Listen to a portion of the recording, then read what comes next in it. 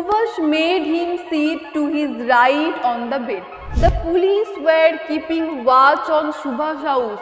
কারণ কি পুলিশরা তাকে তো আটকে রেখেছে, দিয়ে পালিয়ে যাবে, সদর দরজা দিয়েই স্বাভাবিকভাবেই কিন্তু পালিয়ে চলে যাবে, এটাই কিন্তু ডিসাইড হলো। Hello hello hello my champions, কেমন আছো তোমরা সবাই? আশা করি তোমরা সবাই খুব খুব ভালো আছো। আমি তোমাদের রিয়া ম্যাম চলে এসেছি চ্যাম্পস বাংলার প্রথম ক্লাস নিয়ে। আজকে তোমাদের সঙ্গে আমার প্রথম পরিচয় এবং আজকে আমাদের এটা ইংলিশের ক্লাস এবং তোমাদের পুরো ক্লাস 8-এর কমপ্লিট ইংলিশের সমস্ত চ্যাপ্টার সব কিছু কিন্তু আমি একদম হাতে ধরে ধরে তোমাদেরকে শিখিয়ে দেব। কিন্তু ক্লাস তো শুরু হবেই, কিন্তু তার আগে আমি তোমাদের সকলকে আমাদের পিডব্লিউ বাংলার এই অ্যামেজিং প্ল্যাটফর্মে ওয়েলকাম জানাই। Welcome welcome and welcome. কিন্তু ক্লাস শুরু করার আগে তোমাদের একটু ব্রিফলি বলে রাখি, আজকে কিন্তু আমরা শুরু করছি আমাদের সেকেন্ড সামেটিভের একটা টপিক দিয়ে। এবার তোমাদের মনে হতে পারে, কেন ম্যাম সেকেন্ড সামেটিভ, কেন ফার্স্ট সামেটিভ কেন নয়, কেন মাঝখান থেকে কেন? তার কারণ my dear student, first summative তো তোমরা অলরেডি দিয়ে ফেলেছো, আর সেকেন্ড সামেটিভ একদম ডোর স্টেপে চলে এসছে। আর কিছুক্ষণ মানে কিছুদিন পরেই ঠক ঠক ঠক ঠক করে নক করবে যে এক্সাম চলে এসছে, তাই না? তাই সেকেন্ড সামেটিভ দিয়ে আমরা শুরু করব, বাট যেরকমটা আমি বলেছি কমপ্লিটলি কিন্তু তোমাদের বইয়ের সমস্ত চ্যাপ্টার আমি পড়িয়ে দেব। অর্থাৎ ফার্স্ট সামেটিভ এক্সাম হয়ে গেছে তার মানে সেটা পড়াবো না, একেবারেই কিন্তু নয়। ফার্স্ট সামেটিভের সিলেবাসও কমপ্লিটলি আমি পড়িয়ে দেব, বাট আমরা স্টার্ট করছি সেকেন্ড সামেটিভ দিয়ে, যাতে কিছুদিন পরেই এক্সামে যাতে তোমাদের কোনো প্রবলেম না হয়। তাহলে এই ব্রিফ ইন্ট্রোডাকশনটা বলতে পারো দিয়ে দিলাম। তাহলে আজকে আমরা কি পড়তে চলেছি, কিন্তু পড়ার আগে কিন্তু একদম জোশের সঙ্গে সবাই রেডি তো? একদম আমাকে জানাও কমেন্ট করে যে সবাই একদম তৈরি কিনা আমাদের ফার্স্ট ক্লাসের জন্য। তো তোমাদের সঙ্গে আমার এই জার্নিটা হতে চলেছে একটা লং জার্নি, পরিচয় হবে তোমাদের সঙ্গে। তো চলো আজকে আমাদের প্রথম যে চ্যাপ্টার যেটা দিয়ে আমরা শুরু করব সেটা হচ্ছে দ্য গ্রেট এসকেপ। তোমরা অনেকেই হয়তো পড়ে নিয়েছো বা আইডিয়া আছে তোমাদের যে জানো যে এই গল্পটা কাকে নিয়ে।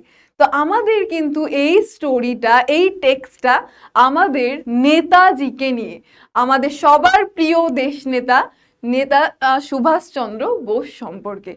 কিন্তু এইবার ভাবছো ম্যাম আমাদের নেতাজি সুভাষচন্দ্র বোসকে নিয়ে এরকম একটা নাম কেন দেওয়া হয়েছে, এসকেপ অর্থাৎ পালানো। এসকেপ মানে তো পালিয়ে যাওয়া, পলায়ন করা। তাহলে এইরকম একটা নাম কেন দেওয়া হয়েছে ম্যাম? কারণ মাই ডিয়ার স্টুডেন্ট, আমরা এই টেক্সটে পড়তে চলেছি কিভাবে নেতাজি সুভাষচন্দ্র বোস, তাকে যখন ব্রিটিশরা গৃহবন্দী করে রেখেছিল, তাকে আটকে রেখেছিল, তিনি কিভাবে তাদের সেই বেড়াজাল থেকে বাইরে বেরিয়ে গেছিলেন, কিভাবে সেই বেড়াজাল ভেঙে তিনি পালিয়ে গেছিলেন। কিন্তু এই পালানো কিন্তু কোনো স্কুল থেকে পালানো নয়, কোনো অন্যরকম পালানো নয়। এই পালানোর উদ্দেশ্য কিন্তু অনেক অনেক অনেক মহৎ। আমাদের দেশ মাতাকে স্বাধীন করার জন্য, যে স্বাধীনতা আজ তুমি আমি উপভোগ করছি, সেই আমাদের এই স্বাধীনতার জন্য, আমাদের দেশকে স্বাধীন করার জন্য আমরা যত স্টোরিটা পড়বো আমরা কিন্তু বুঝতে পারবো যে কতটা ত্যাগ, কতটা স্যাক্রিফাইস আমাদের জন্যে আমাদের সমস্ত যারা স্বাধীনতা সংগ্রামী রয়েছেন তারা করেছেন। তো মাই ডিয়ার স্টুডেন্ট, সবাই একদম রেডি হয়ে যাও। আমি জানি, আমার বিশ্বাস যে এই গল্পটা তোমাদের খুবই ভালো লাগবে। অ্যাকচুয়ালি গল্প নয়, এগুলো আমাদের ইতিহাস, যে ইতিহাস জানার পর আমরা আমাদের দেশের প্রতি আরও অনেক দায়িত্বশীল হয়ে উঠব। যদিও তোমরা এখনো অনেকটাই ছোট, কিন্তু আমার বিশ্বাস তোমাদের সবার মনে কিন্তু সেই দেশপ্রেমটা আছে, যে দেশপ্রেমটা খুব জরুরি। তো মাই ডিয়ার স্টুডেন্ট, চলো আর কোনো এক্সট্রা কথা না বলে আমরা দেখে নিই প্রথমেই আজকে আমরা কি কি টপিক কভার করতে চলেছি। তাহলে আজকে আমরা পড়ব the great escape text, but এটার পার্ট 1 আমরা পড়ব। অর্থাৎ পুরো টেক্সটটা হয়তো আমরা আজকে পড়বো না, পার্ট 1টা কমপ্লিট করব এবং থাকবে সমস্ত ইম্পর্টেন্ট ওয়ার্ড মিনিং। আমার এই ছোট্ট ছোট্ট চ্যান্সদের স্টুডেন্টসদের যাতে কঠিন শব্দ এলে যাতে তাদের মাথাটা ঝিনঝিন ঝিনঝিন না করে, যাতে তাদের প্রবলেম না হয়, সেই জন্য আমি কিন্তু সমস্ত ওয়ার্ড মিনিং, যত কঠিন কঠিন ওয়ার্ড মিনিং আছে সব কিন্তু তোমাদের বলে দেব। এবং লাস্টে থাকবে কি এক্সারসাইজ, এক্সারসাইজ আর এক্সারসাইজ। যত তোমরা আমার সঙ্গে আর কি পরিচয় বাড়বে, তোমরা জানবে যে ম্যামের ক্লাসে কিন্তু এক্সারসাইজ মাস্ট। কেন মাস্ট? কারণ আমরা স্টোরি তো পড়ে নেব, বুঝেও যাব, কিন্তু যখন এক্সারসাইজটা করব তখন কিন্তু আমরা বুঝতে পারবো আচ্ছা আমি পড়েও নিয়েছি, আমি উত্তরও সঠিকভাবে করতে পেরেছি, তার মানে আমার পড়াটা একদম কমপ্লিটলি ঠিকঠাকভাবে হয়েছে। সো মাই ডিয়ার স্টুডেন্ট, সবাই রেডি?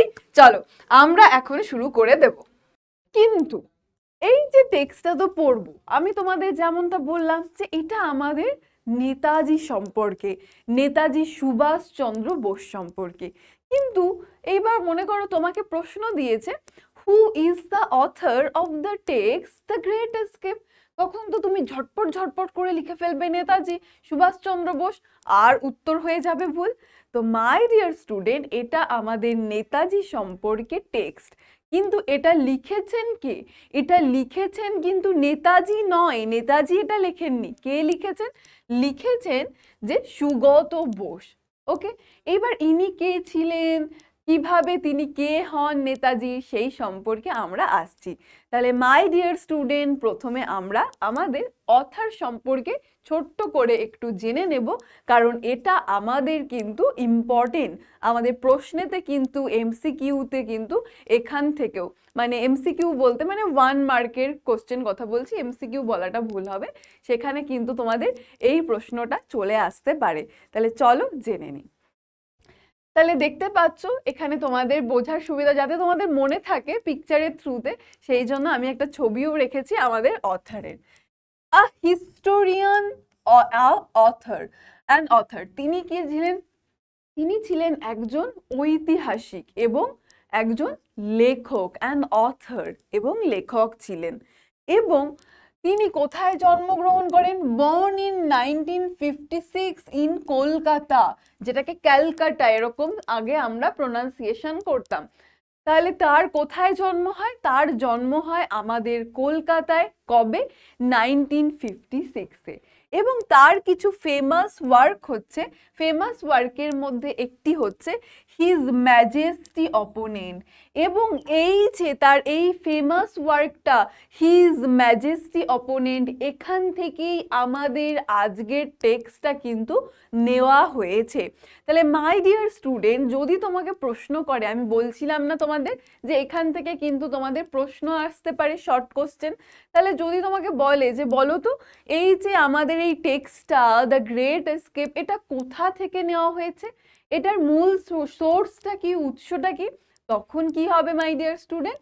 হিজ ম্যাজেস্টি অপোনেন্ট, এখান থেকে কিন্তু আমাদের আজকের টেক্সটটা নেওয়া হয়েছে। চলো আমি এটা তোমাদের লিখে দিই।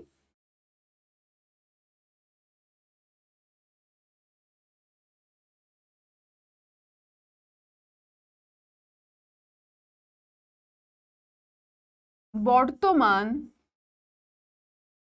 পাঠ্যাংশটি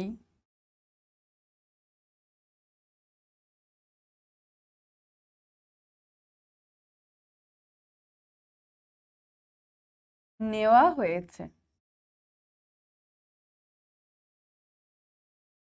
নেওয়া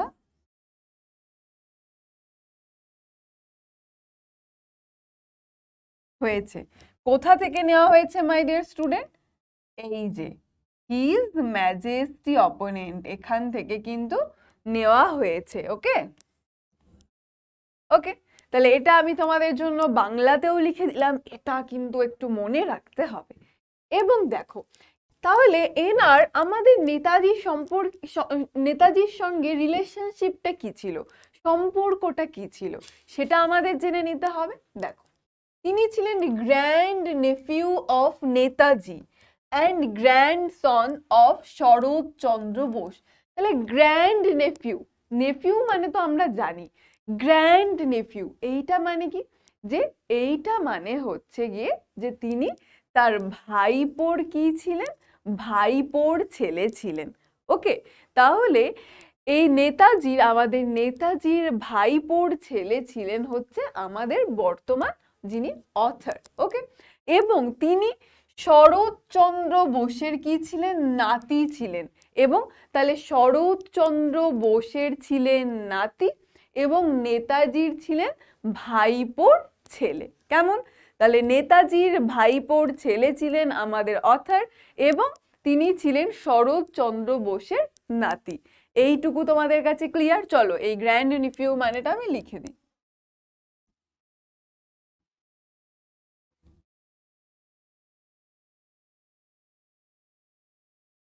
ভাইপোর ছেলে, ভাইপোর ছেলেকে আমরা গ্র্যান্ড নেফিউ বলি। ওকে, এবং গ্র্যান্ডসন মানে কি, গ্র্যান্ডসন মানে হচ্ছে নাতি। ওকে, তাহলে মাই ডিয়ার স্টুডেন্ট, এইটুকুর থেকে আমরা যা যা পড়লাম সেটা নিশ্চয়ই তোমাদের কাছে ক্লিয়ার হয়ে গেছে। শুধু মনে রাখবে এখান থেকে দুটো কিন্তু মোস্ট ইম্পর্টেন্ট থিং। এক, যে আমাদের বর্তমান পাঠ্যাংশটি হিজ ম্যাজেস্টি অপোনেন্ট এইখান থেকে নেওয়া হয়েছে এবং আমাদের অথরের সঙ্গে নেতাজির কি সম্পর্ক, তিনি নেতাজির কি হন, এই দুটো প্রশ্ন কিন্তু অবশ্যই মনে রাখতে হবে। এইবার চলো আমরা শুরু করব আমাদের আজকের text.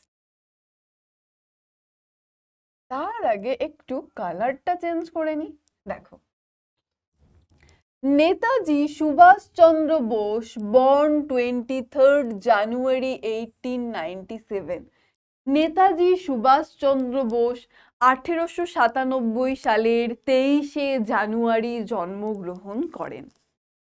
Was one of the most famous Indian nationalist leaders. তিনি ছিলেন একজন অন্যতম ন্যাশনালিস্ট লিডার, জাতীয়তাবাদী নেতা। তো মাই ডিয়ার স্টুডেন্ট, ন্যাশনালিস্ট কথাটার মানে কি?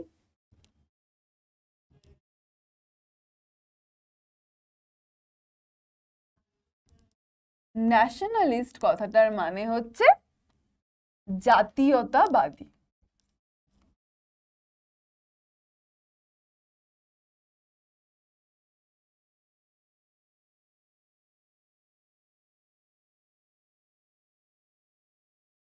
জাতীয়তাবাদী। Who fought for India's independence from British rule. ফট কথাটা এসছে ফাইট থেকে। আমরা বলি না এই ঢুসুম ঢুসুম মারপিট, তাহলে এখানে কিন্তু কোন মারপিটের কথা বলা হচ্ছে? এখানে কিন্তু যে বন্ধুর সঙ্গে তোমরা স্কুলে একটু দুষ্টুমি করে ঢুসুম ঢুসুম করে নিলে সেই মারপিট কিন্তু নয়। এখানে দেশকে বাঁচানোর জন্য, দেশের থেকে ব্রিটিশাররা যে আমাদের দেশের উপর কবজা করে রয়েছে, সেই কবজার থেকে আমাদের দেশমাতাকে মুক্ত করার জন্য সেই লড়াই কিন্তু তিনি লড়েছিলেন। তাহলে কি বলা হচ্ছে, যে দেখো my dear student, was the most famous Indian nationalist leader, তিনি ছিলেন একজন অন্যতম জাতীয়তাবাদী নেতা।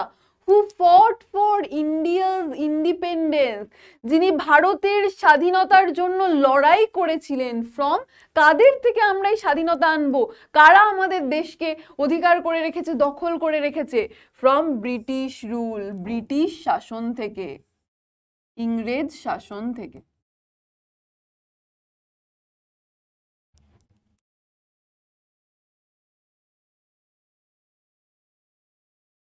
ওকে, তাহলে এইটুকুর মানে সবার কাছে ক্লিয়ার।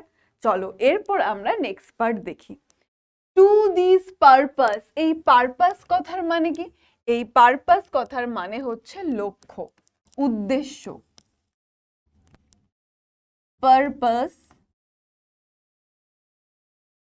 লক্ষ্য বা উদ্দেশ্য।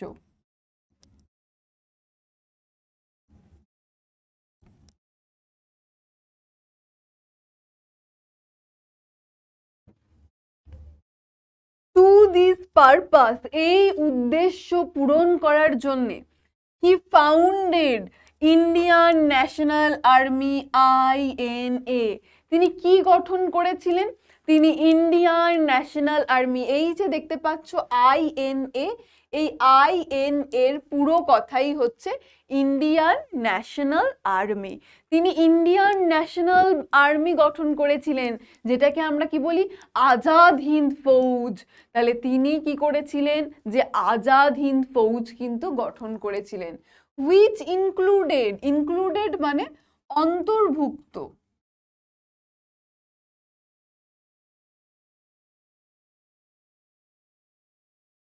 which included a women's regiment too, যেখানে ইনক্লুড ছিল অর্থাৎ অন্তর্ভুক্ত ছিল, মানে যে তিনি এই যে আজাদ হিন্দ ফৌজটা গঠন করেছিলেন এর মধ্যে ছিল কি উইমেন্স রেজিমেন্ট, মহিলাদের বাহিনীও ছিল। অর্থাৎ ভারতের স্বাধীনতা আন্দোলনে মাই ডিয়ার স্টুডেন্ট শুধুমাত্র আমাদের দেশ নায়করাই নয়, যে আমাদের দেশের মহিয়সী নারীরাও কিন্তু কি করেছিলেন, অংশগ্রহণ করেছিলেন। তাহলে এই যে আজাদ হিন্দ ফৌজ তাতে উইমেন্স রেজিমেন্ট অর্থাৎ মহিলা বাহিনীও কিন্তু ছিল, মহিলা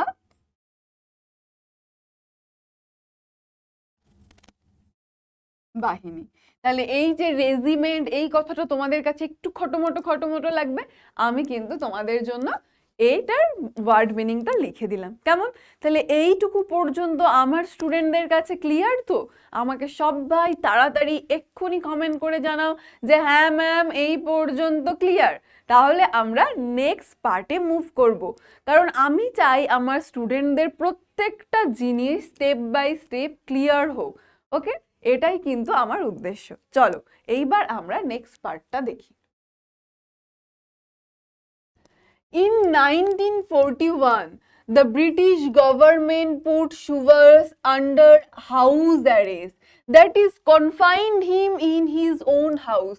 কি বলা হচ্ছে, আমাদের এই গল্পটা শুরু করার আগে, টেক্সট শুরু করার আগে আমাদের একটা ব্যাকগ্রাউন্ডে কি জানানো হচ্ছে, যে নেতাজি সুভাষচন্দ্র বোস কে ছিলেন, যে কি কন্ডিশন তার, যে 1941 সালে, কবে, in 1941 the British government, British সরকার কি করলো, সুভাষকে অর্থাৎ আমাদের নেতাজিকে কি করলো, হাউস অ্যারেস্ট মানে কি ম্যাম, অ্যারেস্ট তো শুনেছি জেলে হয়, এই হয়, ম্যাম হাউস অ্যারেস্টটা কি মানে গৃহবন্দী, মানে তোমাকে তোমার বাড়িতেই আমি আটকে রাখলাম, তোমাকে বললাম যে তুমি তোমার বাড়ির বাইরে কোথাও যেতে পারবে না, তাহলে সেটা কি হাউস অ্যারেস্ট, গৃহবন্দী করে রেখেছিল। দ্যাট ইজ, যার মানে কি কনফাইন্ড, আটকে রাখা। কনফাইন্ড মানে কি মাই ডিয়ার স্টুডেন্ট, আটকে রাখা।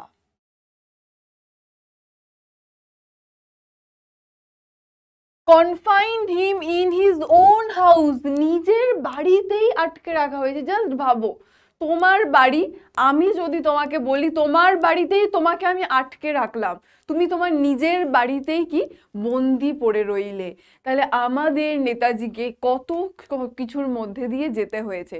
তাহলে ব্রিটিশ গভর্নমেন্ট, ব্রিটিশ সরকার কি করলো, ব্রিটিশ সরকার নেতাজিকে হাউস অ্যারেস্ট অর্থাৎ কনফাইন্ড করে রাখলো, আটকে রাখলো তার নিজের বাড়িতেই।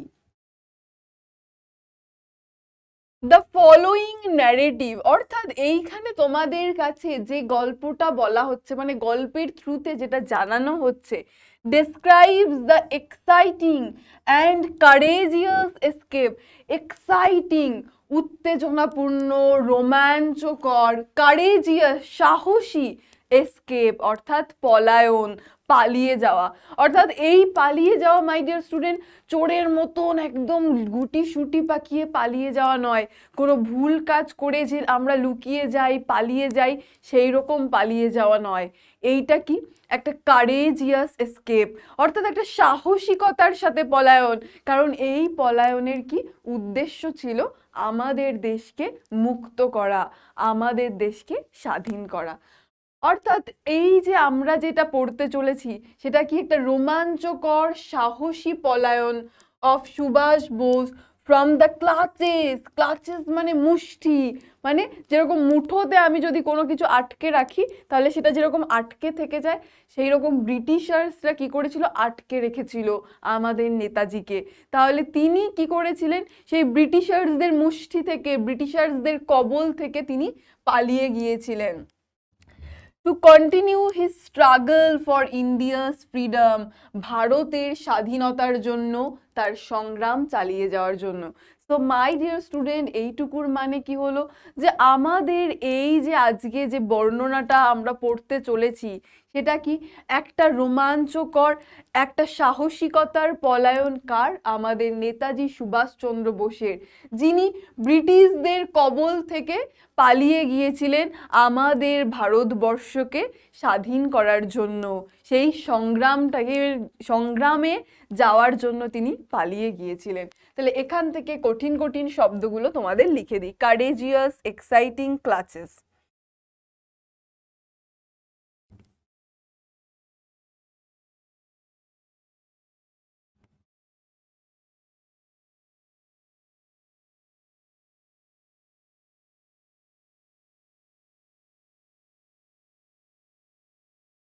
তো এটার মানে কি মাই ডিয়ার স্টুডেন্ট, দেখো, কারেজিয়াস মানে যেটা তোমাদের অলরেডি বললাম,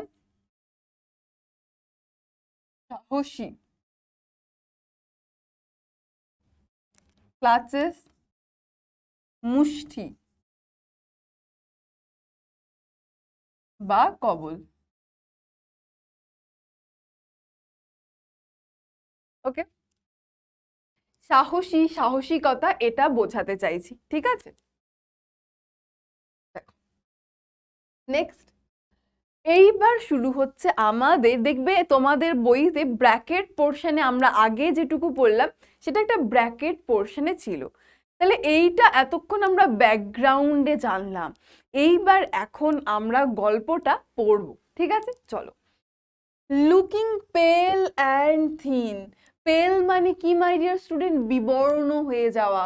দেখবে যদি তুমি অনেক দিন ধরো মনে করো অসুস্থ আছো, জ্বর রয়েছে, এবার জ্বর হয়তো সেরে গেছে কিন্তু তারপরেও কি আমাদের মুখে শরীরে একটা ছাপ থেকে যায়, মানে একটা ক্লান্তি, মানে আমাদের যে এমনিতে যে একটা তরতাজা ভাব, যে উৎফুল্ল, সেইটা কিন্তু থাকে না, সেইটা কিন্তু মুখের মধ্যেও বোঝা যায়।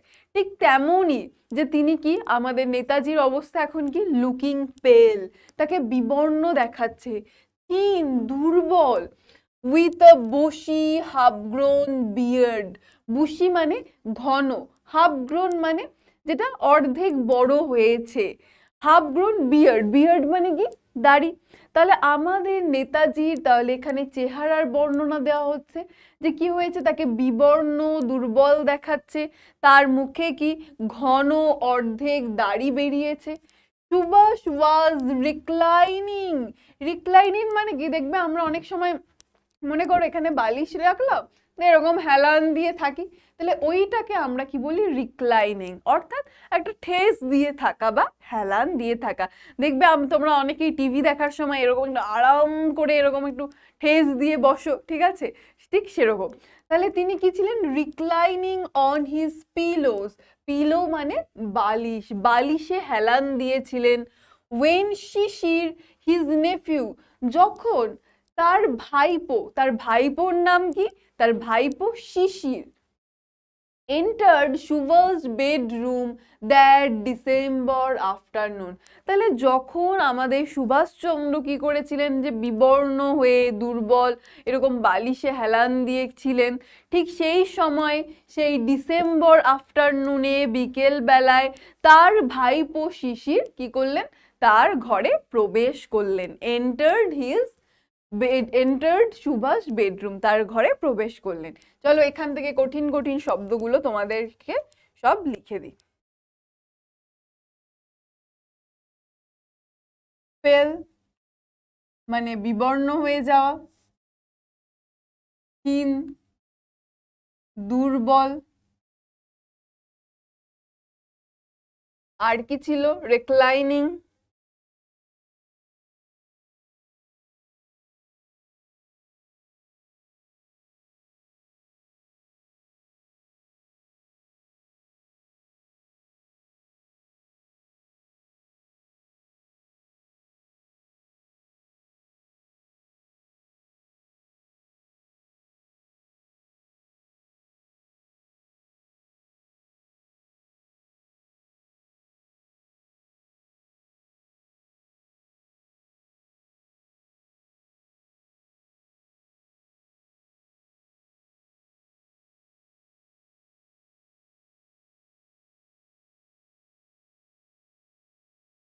ওকে মাই ডিয়ার স্টুডেন্ট, তাহলে সমস্ত কঠিন ওয়ার্ডের মানে কিন্তু আমি এখানে লিখে দিলাম।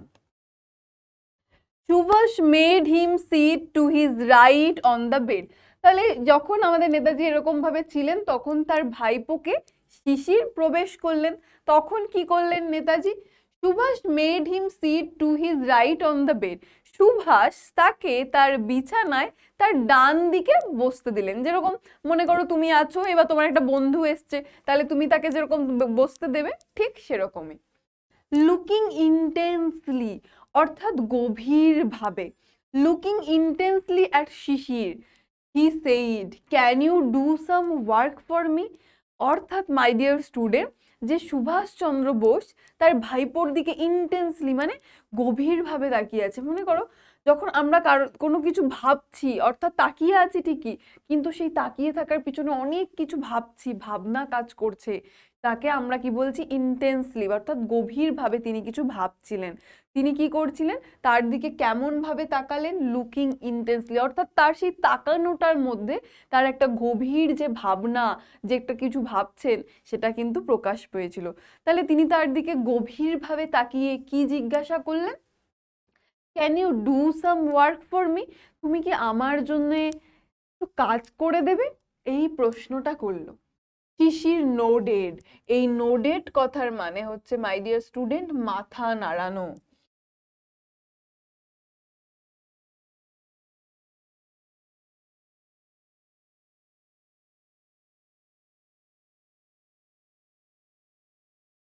তাহলে সুভাষচন্দ্র বোস যখন জিজ্ঞাসা করলো তার ভাইকে কি তুমি কি আমার জন্য কাজ করে দেবে, একটা কাজ করে দেবে, তখন শিশির কি করলো? মাথা নাড়ালো, অর্থাৎ হ্যাঁ, সম্মতির লক্ষণ সেটা। The task as it turned out, তাহলে এই যে তাকে বললো যে তুমি কি আমার জন্য একটা কাজ করে দেবে, তাহলে সেই কাজটা কি, সেই টাস্কটা কি? as it turned out, যখন সেটা প্রকাশ পেল বা যখন সেটা বোঝা গেল, রিভিলড হলো। তাহলে টার্নড আউট মানে প্রকাশ পেল।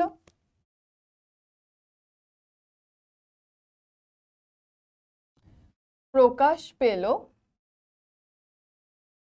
was to help plan and carry out Subhash escape from India।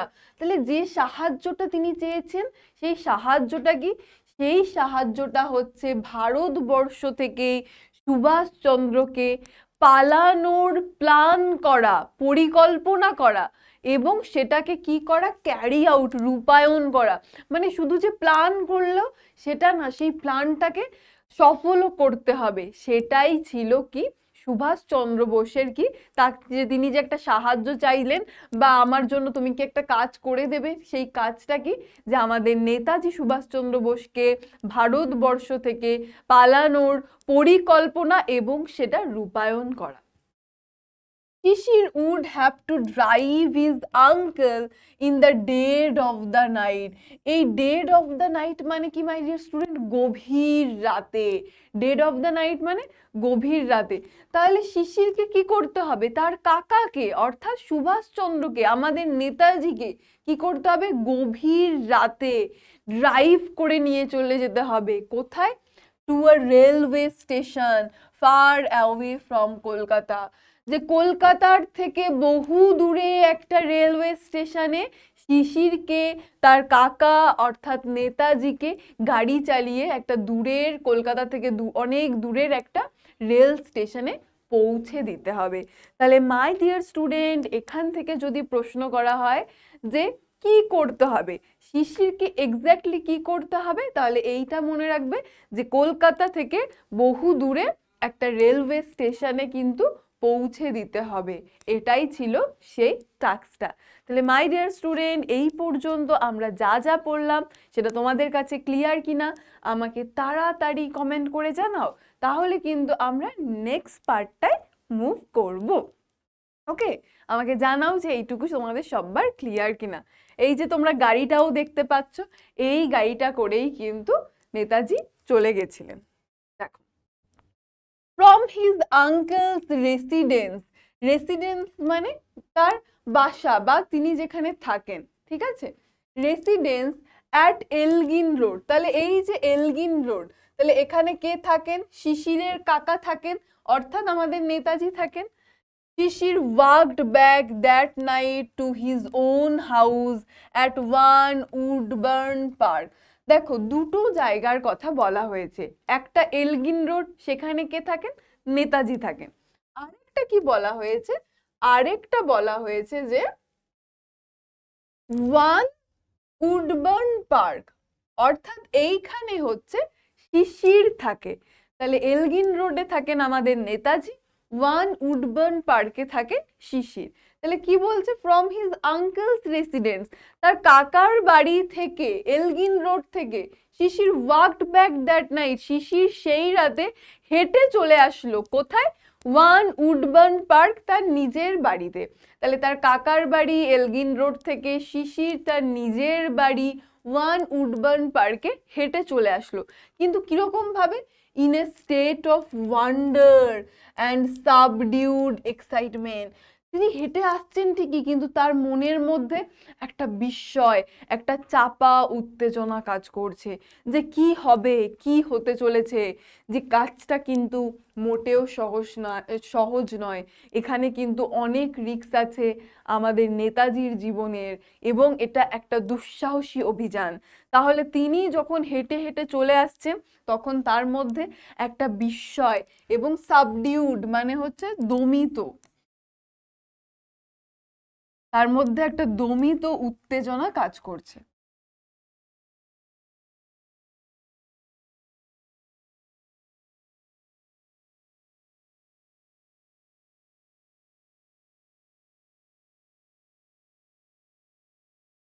ওকে, এই যে সাবডিউড এক্সাইটমেন্ট মানেটা কিন্তু আমি এখানে লিখে দিলাম।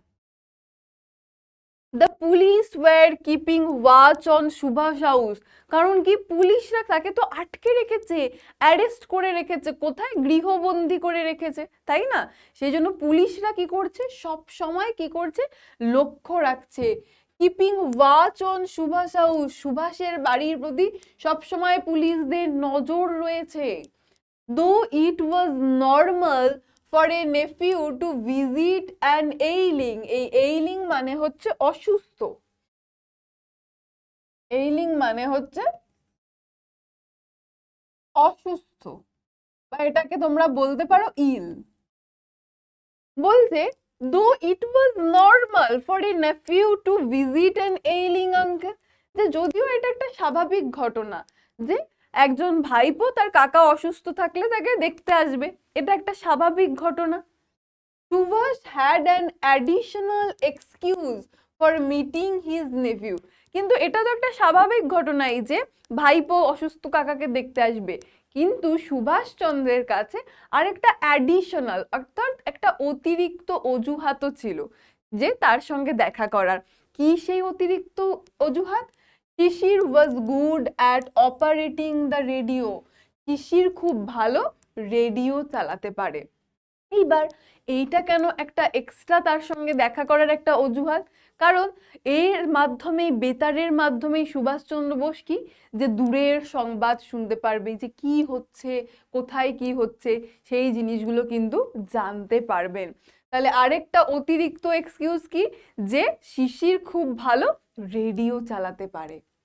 হি help Subhas listen to foreign broadcast, যে তিনি কি করেন, শিশির কি করেন, যে সুভাষকে ফরেন, বিদেশি যে সম্প্রচারগুলো হয়, যে নিউজগুলো অর্থাৎ, সেগুলো কি শুনতে সাহায্য করেন।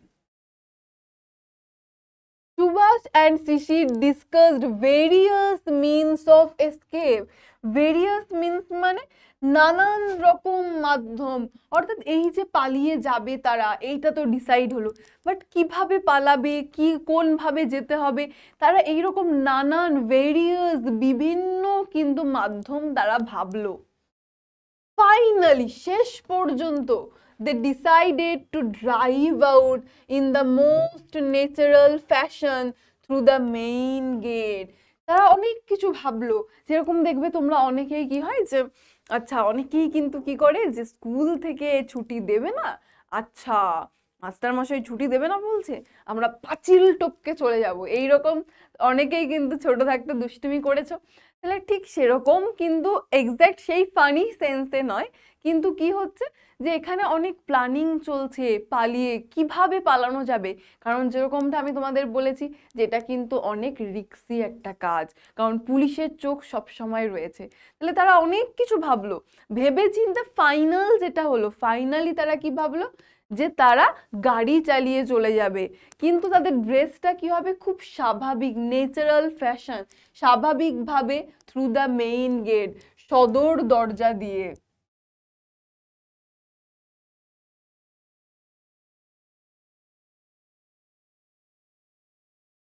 তাহলে তারা কোথা দিয়ে পালিয়ে যাবে, সদর দরজা দিয়েই স্বাভাবিকভাবেই কিন্তু পালিয়ে চলে যাবে, এটাই কিন্তু ডিসাইড হলো। শিশির ওন্ড আ জার্মান কার, ওন্ড মানে ওন্ড আ জার্মান কার মানে শিশিরের একটা জার্মান গাড়ি আছে, কল্ড দ্য ওয়ান্ডারার, যে গাড়িটার নাম কি, যে গাড়িটার নাম হচ্ছে ওয়ান্ডারার। এখানে কিন্তু বারবার প্রশ্ন আসে মাই ডিয়ার স্টুডেন্ট, যে বলো তো যে শিশিরের গাড়িটার নাম কি, ওয়ান্ডারার, আর সেটা কিরকম গাড়ি ছিল, জার্মান কার ছিল, which he and Shubhas choose for their journey। তাহলে শিশিরের একটা কি জার্মান কার ছিল যেটার নাম কি ওয়ান্ডারার, সেই গাড়িটাকেই চুজ করা হলো যে এই গাড়িটা করেই শিশির এবং আমাদের নেতাজি কি করবেন, পালিয়ে চলে যাবে। ওকে, তাহলে এইটা কিন্তু ডিসাইড করা হলো, এই ওয়ান্ডারার স্পেলিং, এবং এটা কিন্তু তোমাকে খুব ভালো করে অবশ্যই মনে রাখতে হবে, কেমন? তাহলে মাই ডিয়ার স্টুডেন্ট, তাহলে এই পর্যন্ত আমাদের ফার্স্ট পার্টটা কমপ্লিট হলো। চলো আমি তোমাদের একটু সামারি করে বলে দিই যে এইটুকুতে আমরা কি কি পড়লাম।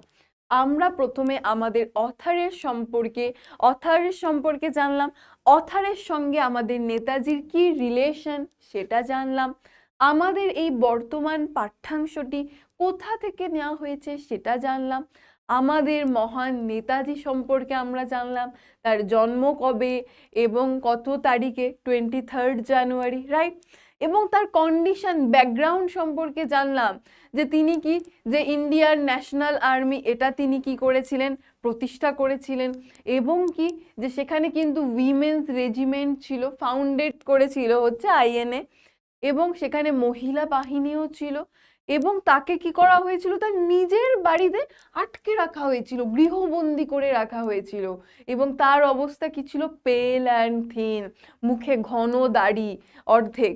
তাহলে এই রকম কন্ডিশনে যখন তিনি বালিশে হেলান দিয়ে শুয়েছিলেন, তখন তার ভাইপো শিশির আসলো, তাহলে তার নেফিউ এর নাম কি, শিশির।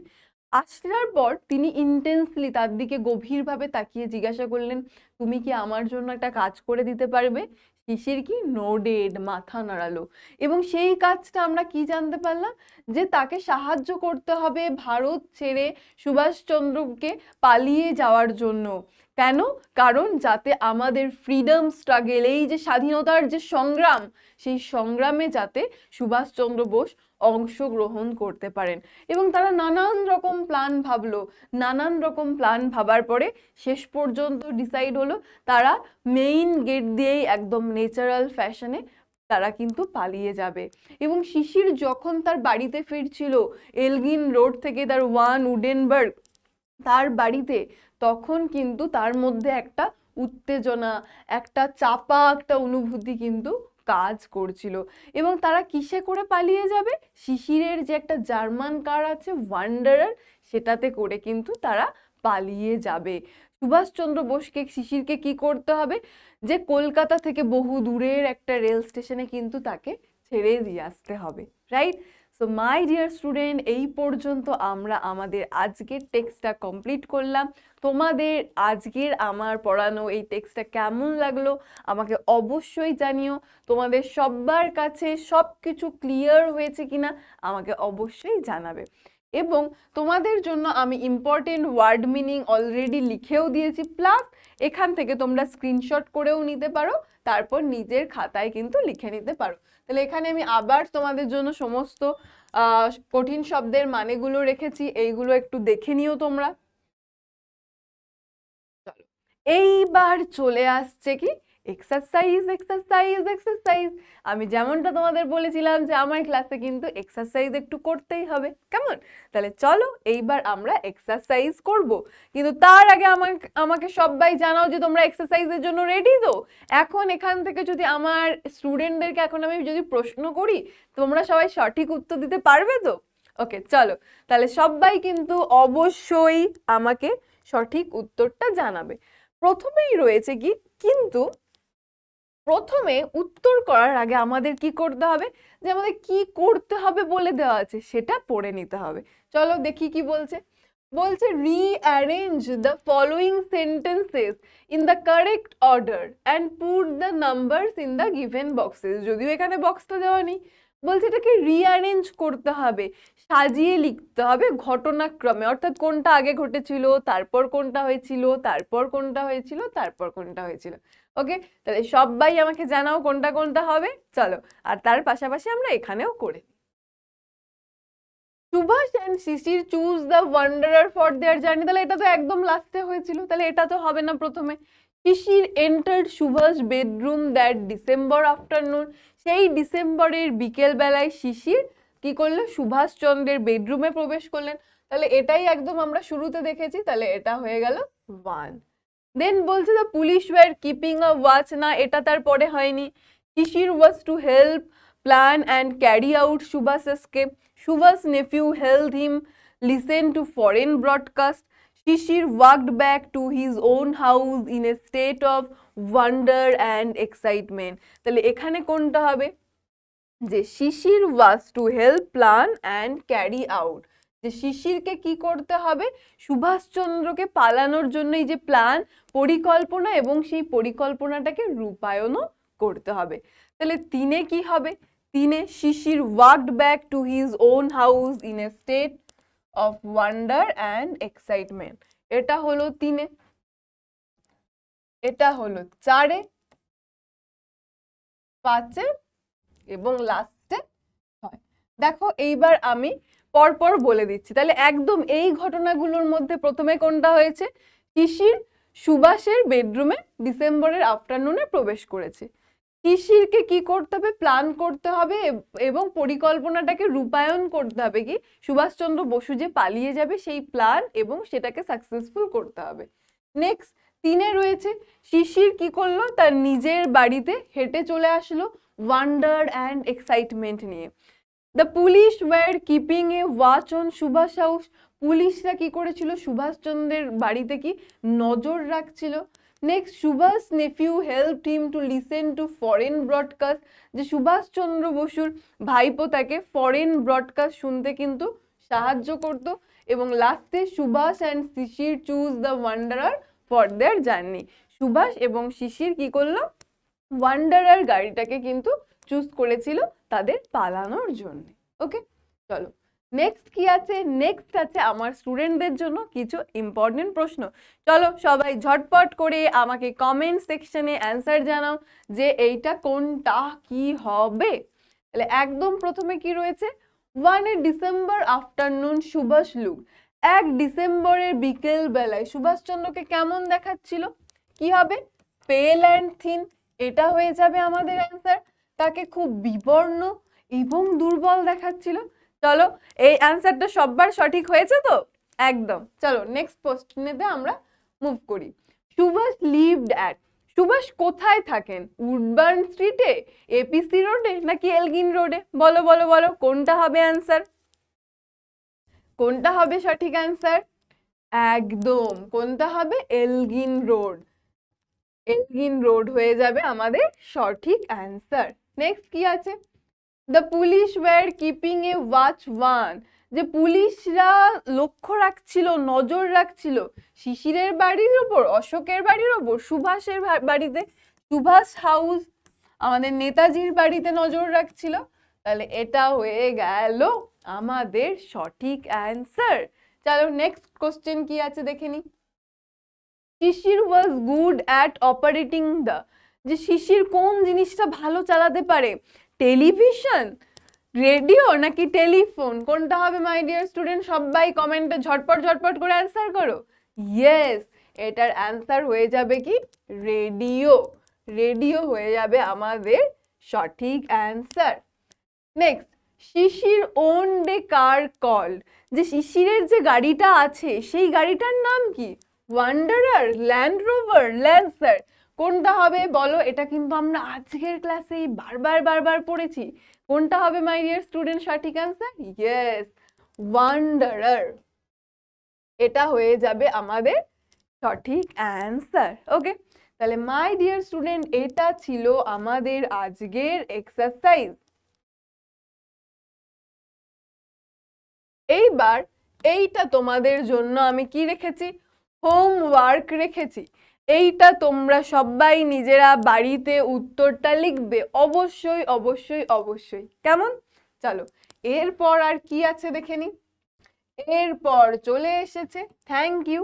তাহলে মাই ডিয়ার স্টুডেন্ট আমাদের ফার্স্ট পার্ট আজকে তো এখানেই কমপ্লিট হলো, বাট আরও দুটো পার্ট রয়েছে। সেই দুটো পার্ট নিয়ে আমি খুব তাড়াতাড়ি তোমাদের সঙ্গে চলে আসছি, সেই দুটো পার্ট নিয়ে। তাহলে আই হোপ ক্লাসটা তোমাদের খুব ভালো লেগেছে। থ্যাংক ইউ তোমাদের সবাইকে মন দিয়ে ক্লাস করার জন্য। এবং যেমনটা আমি প্রমিস করলাম, নেক্সট দুটো পার্ট খুব তাড়াতাড়ি আসছে। ততক্ষণ সুস্থ থাকো, ভালো থাকো, আর কিপ লাভিং PW বাংলা। চলো তাহলে দেখা হচ্ছে খুব তাড়াতাড়ি। চলো টাটা টাটা টাটা।